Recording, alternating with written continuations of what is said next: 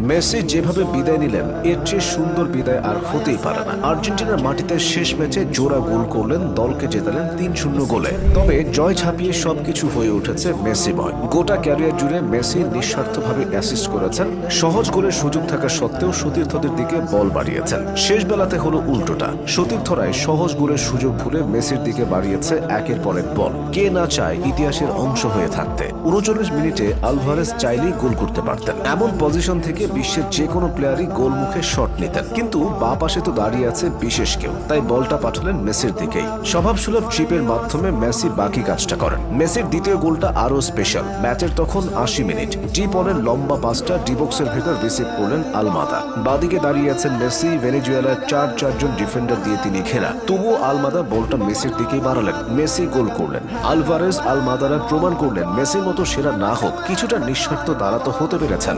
২০০৭ সালের ১৮ এপ্রিল, আজ থেকে ঠিক ৬৭১৫ দিন আগে আর্জেন্টিনার মাটিতে আর্জেন্টিনার জার্সিতে মেসি প্রথম ম্যাচটা খেলেছিলেন। মেসি তখন ১৯ বছরের তাগড়া যুবক।